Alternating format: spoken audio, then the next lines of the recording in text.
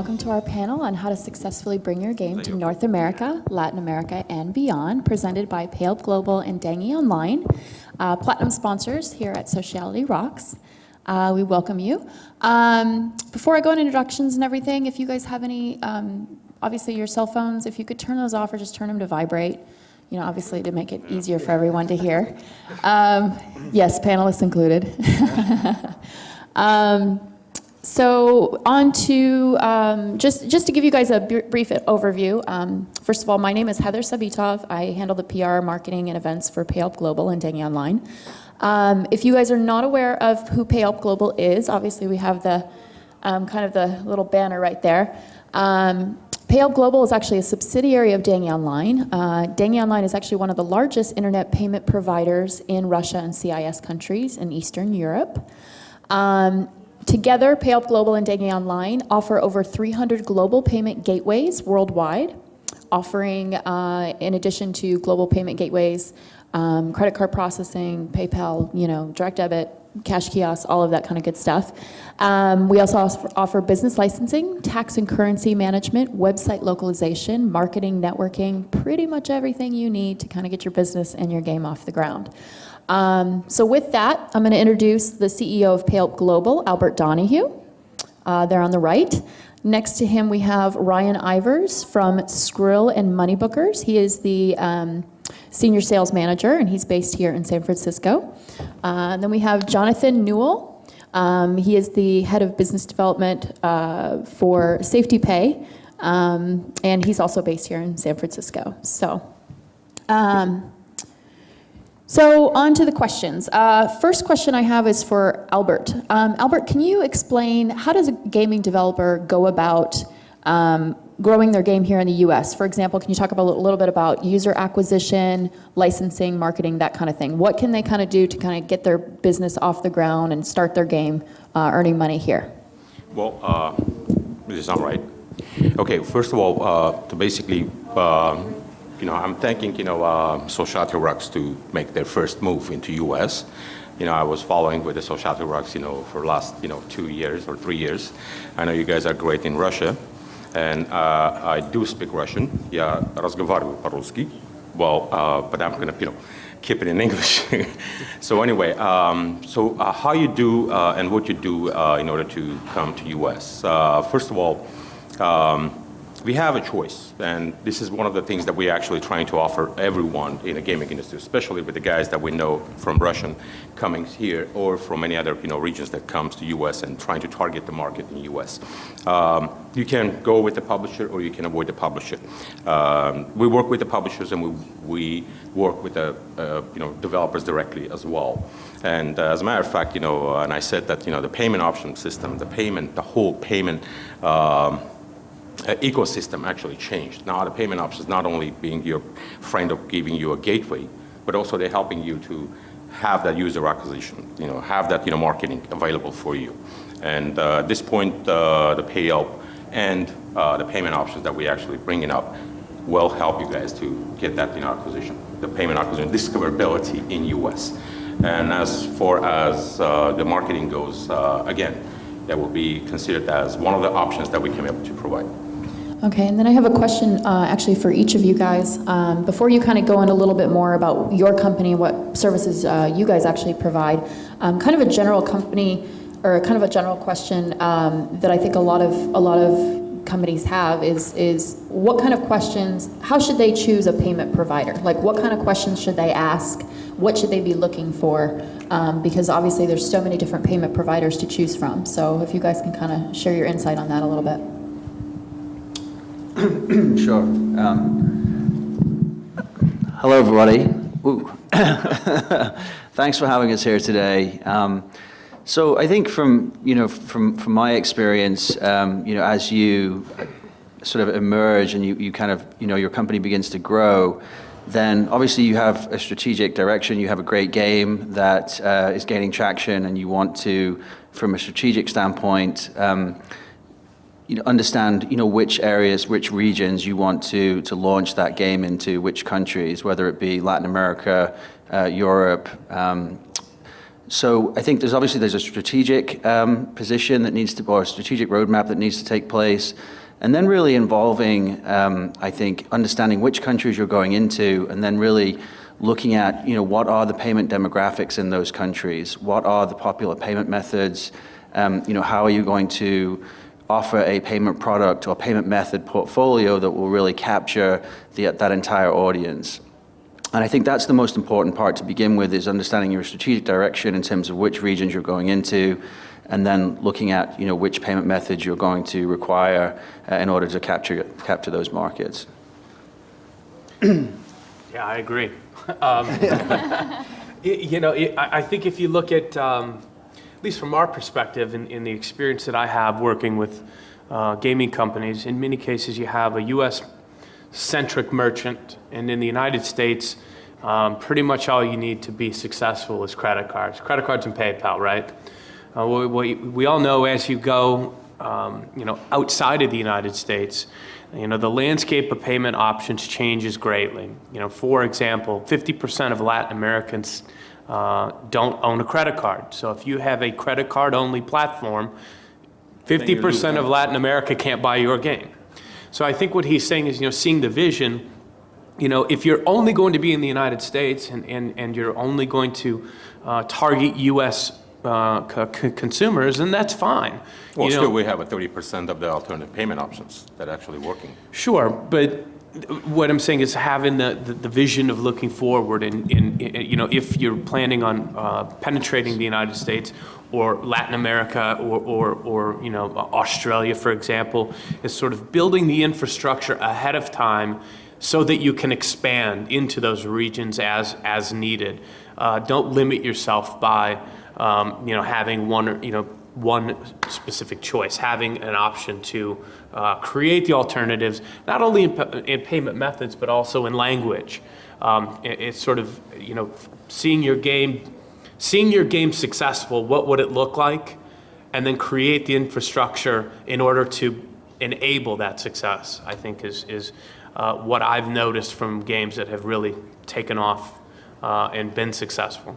Well, also I want to emphasize the fact that the platforms that you guys are targeting, like for example, if you go to the Facebook, then you actually going to use only Facebook's payment options, and if you use the Amazon or Apple platform, then that's another limitation as well. So make your application available for cross-platform. That's the most important thing, and that will open up every possible alternative ways for your consumers to pay. And you can target those consumers. And as a matter of fact, we can help you. We're going to put money to target your consumer demographics. So that's what, you have to be open on to the cross-platform amount of choices for the consumers.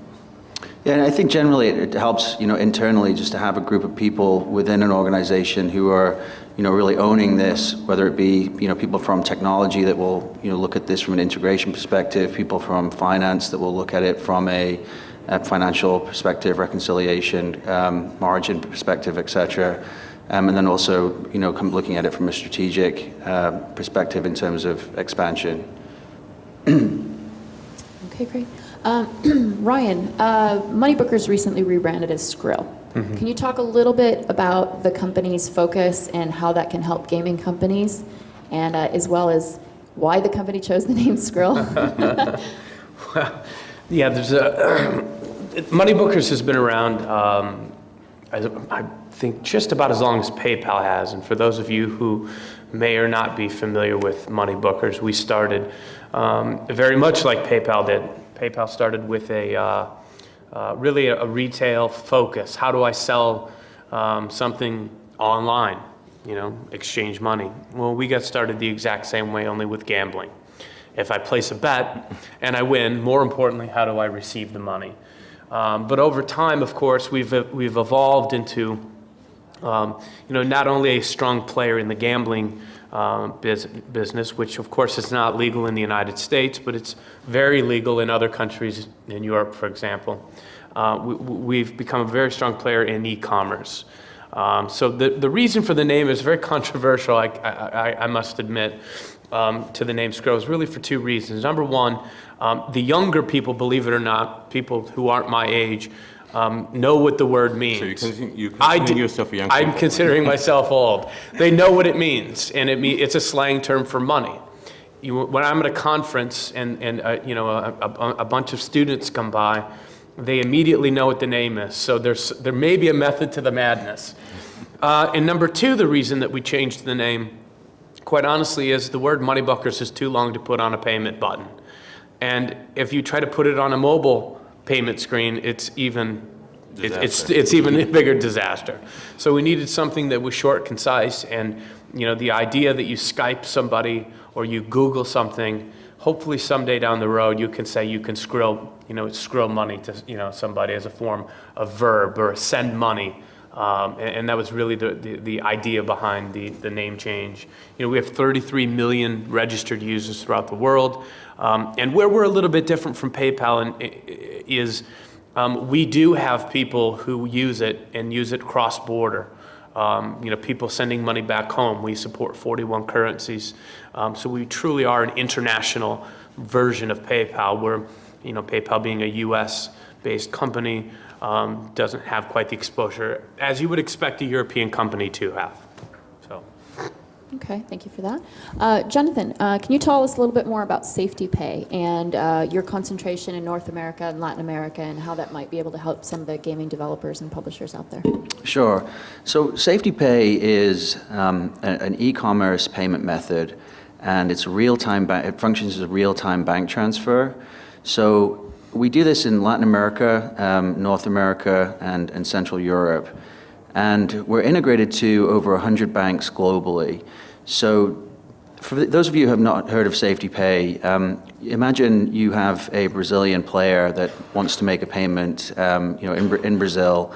When they get to the payment page, if they see Safety Pay, they'll also see all of our Brazilian banking logos. They can select their bank, and then behind that, they can make a real-time bank transfer from their bank account to make that payment. And that all happens in real time, as I said, so the order can be fulfilled right away. So we're really helping a lot of gaming companies to access the Latin American, North American markets relatively quickly through our banking networks, through a simple integration, either directly or through our partners such as PayHelp. You can very quickly start taking guaranteed payments, in Latin America, North America, and Central Europe. So it really helps to drive revenue, because as Ryan said earlier, in a lot of these countries, credit cards may be the alternative payment. The credit card penetration may be, 30, 40%, and cash and bank-based payments are really the lion's share of the market there. So in a very sort of quick way through the product, you can begin accessing all of our banking network, and that actually comprises about 250 million bank accounts globally. Okay, and then how does your, Jonathan, because he touched a little bit about PayPal and how they differ a little bit. Can you explain a little bit more about how Safety Pay differs from PayPal? Like, what's the main key differences with that? Sure. I mean, Safety Pay is a direct payment method. So in the name, it's very safe. But it differs because a PayPal account, being a wallet, has several ways that you can fund your PayPal account through your credit card or through a bank transfer, et cetera, by actually funding that wallet. Safety Pay is actually a direct payment method, so the consumer is in real time pushing funds from their bank account directly, to Safety Pay, who then remits funds to you. So it's a guaranteed immediate payment in real time. So it's a single form of payment. Okay, great. Now, in addition to providing payment services, okay, so everybody knows here you guys provide payment services. Is there anything else that is unique that you provide that you could that could help them kind of grow their revenue? For example, any other type of licensing or business development services? Or you might even be able to touch on payment data analytics and how that might be able to help them. If you could each kind of answer that. Yeah, I mean, one of the things that we do, with the partners, it's very different. I mean, if you're unfamiliar with the idea of a digital wallet, I mean, it's a virtual bank account. You can use a credit card to fund it. And in fact, in certain cases, we can be integrated with real-time bank transfer payment methods, really all the payment methods. In fact, we're integrated with 100 that can be used to fund the wallet. But the point is that people have to register for that. We have 33 million registered users. So oftentimes what we'll do with games and gaming companies is incentivize our users to go to their game. And that might be, buy X amount of coins and receive, X amount of free coins if you use your Skrill wallet. And that's a direct, and that's something that we can monitor. We can target, obviously you don't want to send, an advertisement to somebody who's 85 years old if the game is for somebody who's 24 years old. But we have all that information. We have all that information, so where we can segment that market, and maybe it's a region, a country, male, female, whatever the case might be. The habits and all everything, so the information is there available for you. Exactly. And what we're able to do is really reach out, whether it's an email or a banner link or whatever the case might be, is provide them a connection to use our payment method, with your game. And then, and that's hopefully a scenario in which everybody wins. And one thing I want to emphasize before, John is going to start, these are the paying consumers. So these are not, you're not just shooting in the dark. These are paying consumers. These are the people who actually pay, and they used to pay, and those are the information that, available, from the payment option. Good. Sure. So we actually have a kind of a similar function, but actually through our banking partners, but through the nature of our agreements and our integration, we can utilize our banks for marketing purposes. So, a game may come on board, and we have a marketing team that can help to, understand what countries and demographics you're looking for, and then through our banking network, we can send targeting marketing campaigns, whether it be an email or a banner ad or even statement stuffers, to our bank's account bases. So once companies come on board with SafetyPay, our marketing team, works with them to identify opportunities to market through our banks. Okay, great. Thank you for that. Albert, PayHelp and Dandelion, they have a product called the Global Service Gateway, working with PSPs and merchants and all of that. Can you touch a little bit more into that and how that works with payment companies such as Skrill and SafetyPay and others, and how that might be able to help gaming companies expand their revenue? Well, basically, this idea was there a long time ago, but it ended up to be between me and the CEO and the chief of the Dingy Online, Igor Ivchenko. We talked about this, and the idea came up is because we consider the payment options our partners, and we look at them not as the people who actually compete each other, but who actually are product. The product that actually can be able to present it to the to the market, to the consumers, and the GSG is the great way to connect these payment options together and work together. And we came up with that product, and that product is actually now is available. And as a matter of fact, we're working together. And as a matter of fact, for example, money bookers can be able to make money out of SafetyPay, and SafetyPay can do the reverse, with money bookers, through this, the GSG product that we came up with. That was just the idea about connecting payment options together. And they're acting right now not only as a gateway, they're also acting as a merchant as well within our platform. Okay, given how many payment providers that there are and the benefits and of course commissions and all of that, how do companies like yours, like you were touching a little bit about that with Global Service Gateway, but in general, how do companies like yours work together? How are they competing? How should a gaming company approach for example, I need one company, I need two companies. How should they kind of go about that? Yeah, I mean, that's a $1 million question, right? Mm-hmm. I think it's, each gaming or each company doesn't even have to be gaming. You really have to look at, where are you starting and where are you growing. Every company will tell you that they do everything the best, right? The reality is that, you know, there are certain companies have strengths in certain areas, whether it's payment area and coverage and so forth. And yeah, I mean, it's just looking at a couple different payment options. Again, wherever your company is headquartered, I would imagine that you're very familiar with those payment methods there. And it's nice to start with a provider that I think is local, that helps you locally, but also, you know, has a global reach, because not everybody has a global reach. And then from that, you know, you start to interview companies, and you know, based on the payment methods, and certainly, you know, interviewing them, I think is one way to do it. You know, I'm on calls regularly with companies that are in the same boat. What are your strengths? You know, Bob, you know, what does it cost? What's the integration time? Et cetera, et cetera. And you know, the process takes longer, and it does take a lot of thought. And I don't think, unfortunately, it's the most important thing in a game, in my opinion, right? Ultimately, it's how do you get paid? And I think it oftentimes gets the least amount of attention.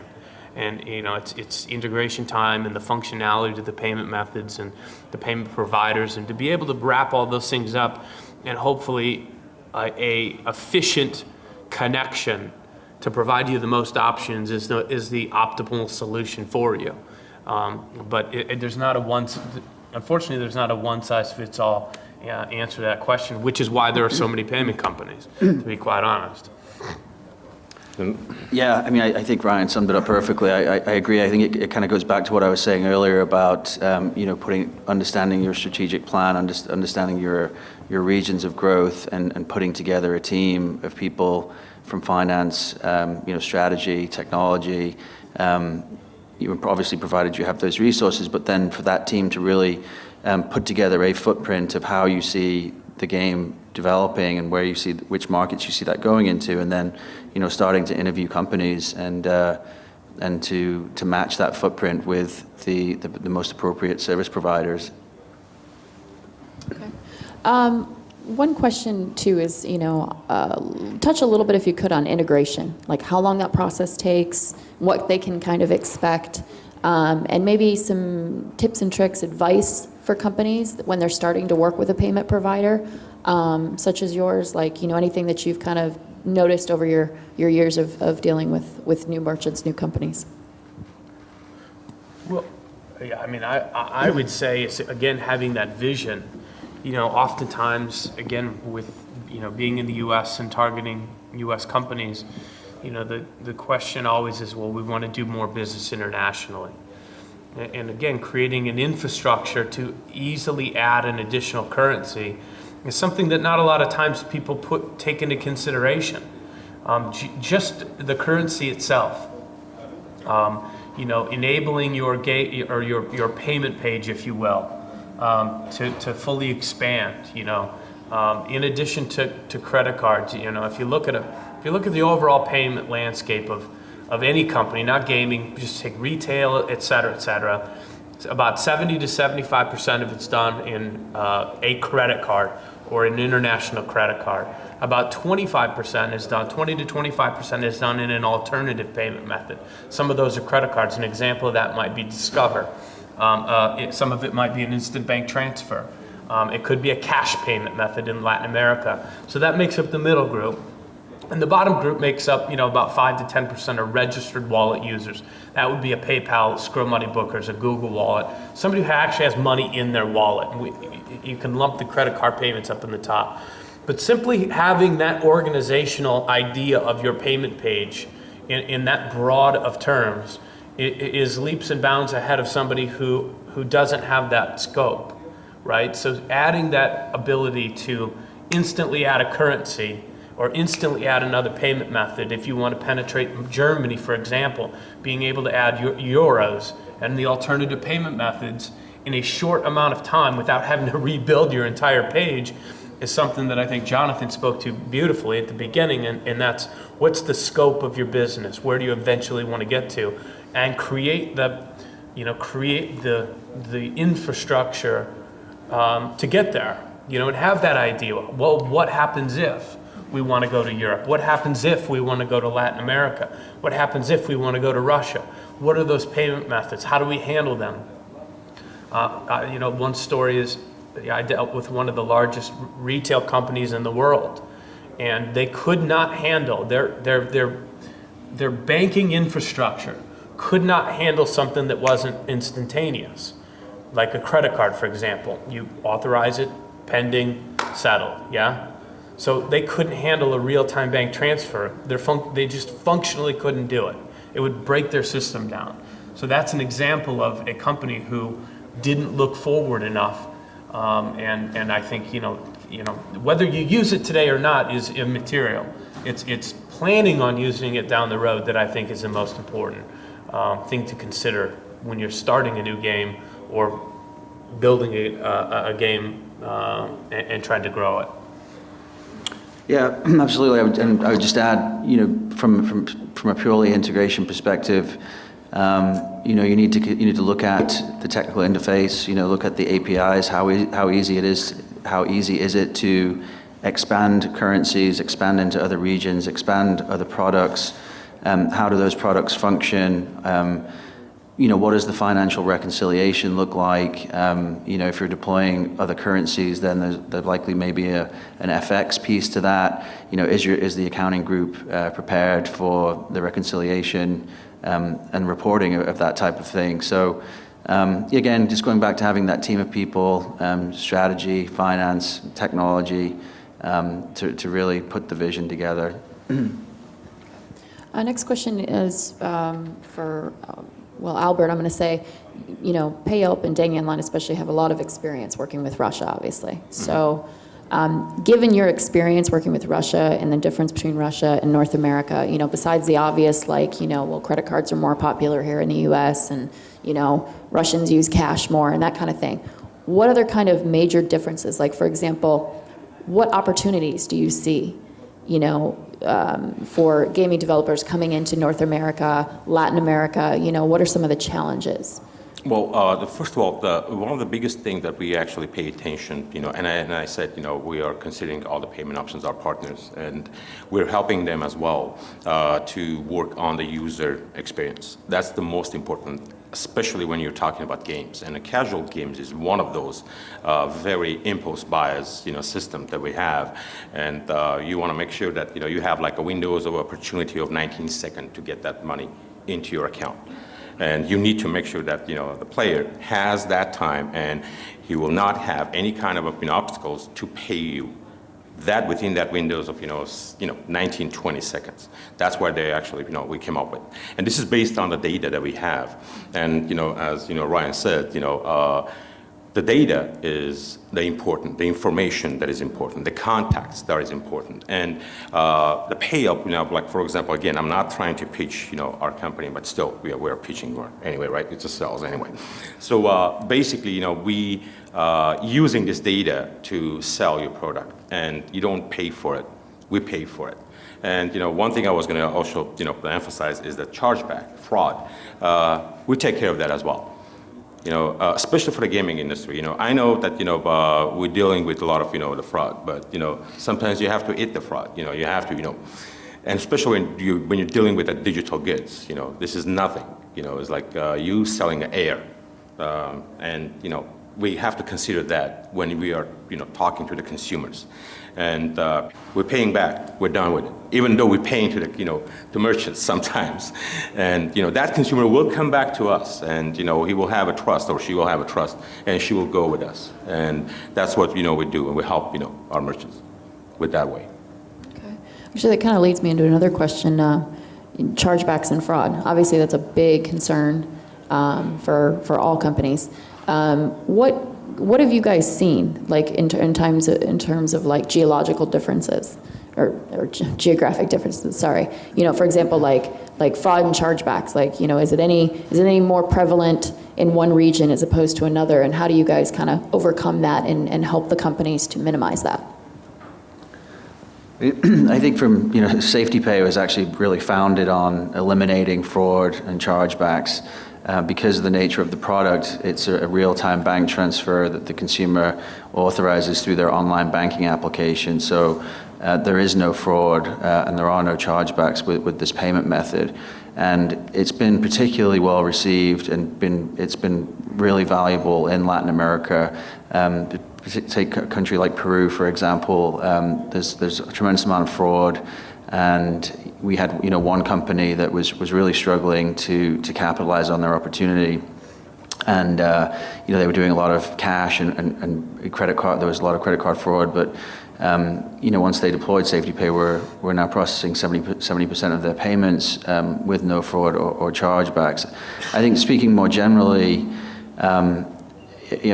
chargebacks are a big problem in general, but I think in gaming it's not such a big problem, but it's certainly something that needs to be monitored, on a daily basis. And there are fraud screening tools and fraud screening applications that you can deploy to mitigate that. Yeah, I mean, it's just an unfortunate reality. You're just never gonna, you'll never eliminate fraud, unfortunately, and all you can do is really help mitigate it. And from my company's perspective, I mean, sort of growing up in the gambling business, it doesn't get more risky than that. If you were to pick a vertical of what type of merchant has the most risk, I think it's safe to say that online gambling is probably the riskiest. So because of that, we've actually built our own fraud tools within our wallet. So not only have we integrated our own solutions, but we've enabled a lot of the solutions that are out there, and that comes with the package that we offer. So that handles the credit card side, but then there's of course the instant banking product side, which in and of itself again is helps reduce your fraud because there are no chargebacks. Similar with cash payment options. We recently had an acquisition of a company called PaySafeCard, which is a prepaid card where people can come in and pay with cash, and they're given a voucher of anywhere between 10 and 20 euros. So it's. So is that the official announcement that you did, just the PaySafeCard? No, that was 6 months ago. 6 months ago. Yeah. but it's a combination of the different payment methods, and it's funny. Is there a geographic region? No, I mean it isn't, because I've worked with companies that have said that the U.S. and the U.K. are the ones that they have the biggest problems with, and it's not the ones where you have the typical blacklisting of countries. We don't do credit card business in these 5 countries, and here they are as a U.S. company, and the biggest fraud that they have is in the United States. So in some cases there's no rhyme or reason. It depends on the game, but in many cases it could be vulnerabilities within your game. And if there is a vulnerability in your game or in a retail, if there's a vulnerability in any company online anywhere in the world, once somebody finds it, it doesn't take them long to reach out to everybody else and tell them that it's there. And we all know that that's happened to a number of gaming companies, and that's just a harsh reality of doing business online. I think just to add to that, on the credit card side with chargebacks, there's some best practices, such as making sure that the descriptor on the statement reflects the company name, so the consumer doesn't forget or question the purchase. Also making sure that you have a very effective and responsive customer service to head off any potential chargebacks. If the consumer can't reach somebody, they may just call their card company and request a chargeback. So just a couple of best practices on the credit card side to keep in mind. Question for you, Albert. You have a lot of experience in working with like online games and in-game monetization and stuff. Years of experience with that. What are some simple changes that companies can make, no matter where they're located, that will help them to really take their game global? Like, is there any like localization, like, you know, are there any Well, little tweaks that they can do? Well, I got the question. Basically, each region has their own, difference of habits and how they pay and what they pay for. And especially in the gaming companies that we see that, because it is entertainment after all anyway. So it is replacing some kind of the Hollywood type of entertainment. So, people, this is like an entertainment that's sitting in people's house, in their bedrooms. They're sitting and playing, whether in their, iPhones or, phones or, PCs or stuff like that. That's why, everyone pays differently. And I brought, example last time when I was in GDC that simple changing the color of the tank in World of Tanks, it made, colossal, different. They make, a lot of revenue out of China, just only changing the color of the tank. But what I'm saying is like, you need to know the, countries. You need to know the habits. You need to know the, the traditions. And specifically in U.S., yes, and the payment companies like, SafetyPay and Moneybookers and everybody else, and, PayUp as well, they can be able to give you a data that actually shows the habits and how they pay and what they pay for. And those are the information that actually we provide for free. And that's why I want, to emphasize that, we are helping, the gaming companies, especially the gaming companies that comes from Russia or from any other countries that, targeting U.S. I think it's Okay. time for the Q&A right now. I got that, the notice that 5 minutes left. 5 minutes. All right, so with that, she's like, with that, if anybody has any questions from the audience, we'll be happy to take those at this time. Any questions here? I have a question. If for example, gaming companies would like to go into the Brazil, can you tell a little bit more about this market? Because for us, it's terra incognita, absolutely.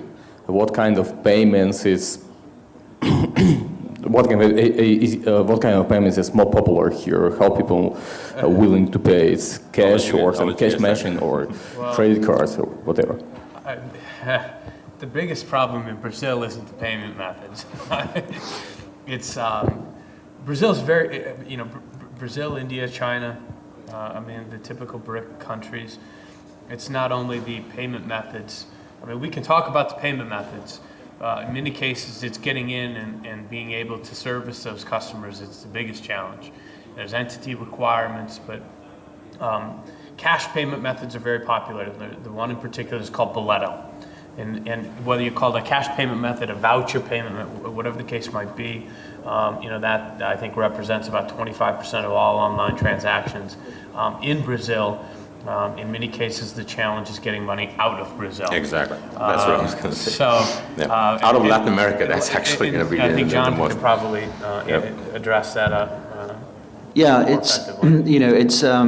it's obviously it's a huge market. It's growing really rapidly. Everybody's dying to get in there. From a gaming perspective, obviously having a real-time transaction, a real-time response is important for the continuity of the game. So if that functionality is serviced, so having real-time can be important. But then, credit card penetration is not necessarily enormous there, with maybe 30% of the market being serviced with non-credit card payments. So, picking out the payment products that you'd like to serve, can you, for example, can you facilitate delayed payments, such as a Boletos, where somebody goes to make a payment online for the game, but then actually has to go to an outlet and pay in cash, and then you get a delayed notification, and then you can top up their account and they can continue playing. Can you facilitate that type of a payment product to capture cash type payment product payments there? You could use SafetyPay, of course, which is real time. So I encourage you all to do that. And then having some credit cards. But as Ryan was saying, it's a very complex market, because if you do not have an entity in Brazil and you want to process, of course, everybody wants to pay in their local currency and their preferred payment method. So if you're operating you're a Russian company and you're based in Russia and you do not have an entity in Brazil, and then your Brazilian players are paying in Brazilian real in the most convenient way, and you're capturing the best part of the market by offering local payments in local payment methods, then converting those funds and repatriating them back to your home currency, oftentimes incurs a repatriation tax, which can be as much as 30%. So, that's again a strategic business decision. With a digital good, is that something that you're willing to absorb? Can you price it separately? But that's, if you're willing to pay those taxes, or that repatriation fund, that's the cost of doing business in Brazil if you don't have an entity there. So it really just becomes, again, looking at what is your corporate structure, what are your goals, who is your market, and how do you want those funds to flow, and then talking to, interviewing the various companies to figure out what's going to be the best way to do that. Okay, thank you. And also I have a question about mobile payments. Do you provide this kind of payments? Like for example, one of my companies focused into the mobile online games, browser-based, and now we just run into Russia, and also we're looking out of the Russian market. For example, like Africa or India or even Brazil again. So, can you provide a solution for us how we can gather in this money? I'll answer that. I know you guys have an answer on that. Yes, we do have several mobile payment options, and as a matter of fact, we're trying to cover as much as possible the world as it is, possible through other, mobile payment options. And one of the things that, what we're trying to do is to make sure that the games or our merchants have a choice, and a choice to choose. That's why we actually integrating a lot of mobile payment options. And again, it depends on where the mobile, application is. It is on either Android, that will be the Google, Pay also, work perfect. I know, you guys have, approach to each other, but, I love them all. And so basically, the payment options will be available within our sites, and the mobile payments is one of them. Yeah. We do have available. And Africa is, at this point is not our target, I'll be honest, because we don't see a lot of, transaction come from Africa. But, we'll see how it works, Thank you.